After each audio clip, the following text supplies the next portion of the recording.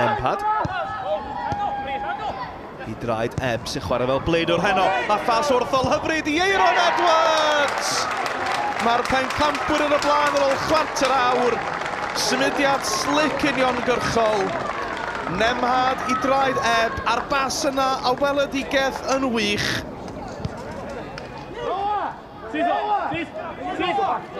Sizlewicz, nôl yn y tîm. Ro'n cael ei orffwyso o Sadwr. A mae yna egni yn y coesau yna. Y bas ar draws i Simon Spender! Mae'n ddwy'r seintiau ar ôl hanner awr. Ni'n gweld Spender yn creu mor aml, ond Spender yn sgorio'r tro hwn.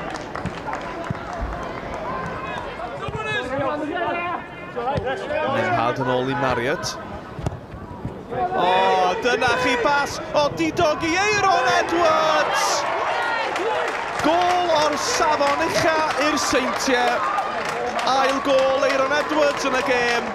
O, pas hyfryd gan Marriott.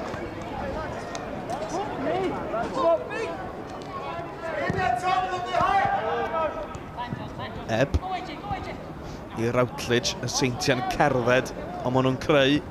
Ebb a chydig o le! Cheryl Foster y dyfarnwr yn pwyntio at ysmotyn. Dim am y heiach. Trosedd gan Gwldol ar Ebb a neb yn cwyno. Cyfle i Aaron Edwards selio'r hat-trick! Ond Lee Jenkins yn arbed.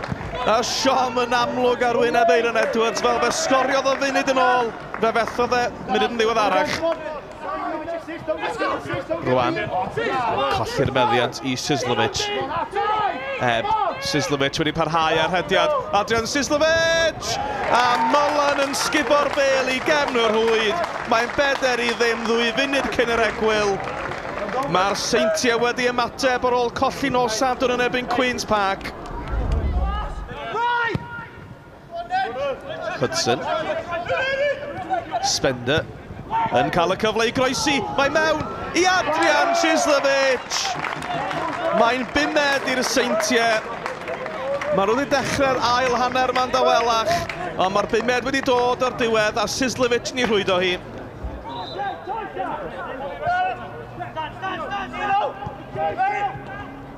Hudson, hanner i methu hi. Come on, yr alwad. Mae'r seintiau eisiau mwy. A'r cyffyrddiad i lawr i Aaron Edwards sy'n rhwydo i hat-trick. Y chwiban yn canu, ond mae'r gôl wedi cael ei chaniatáu. Marriott a ffas hyfryd, Ebb ar cyffyrddiad, ac Edwards yn heiddi hat-trick.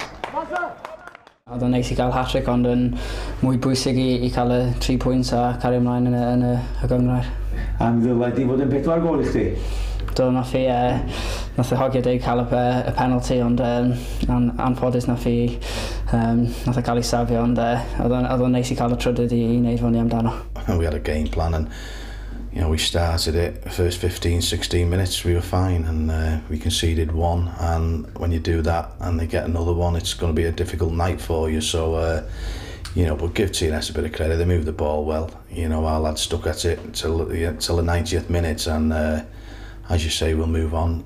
We won't be the first team, we won't be the last team that come here and get a hiding, but as you say, it was a tough night for us. Scott, congratulations on the win, an excellent night in more ways than one. That's Connor's key loss as well.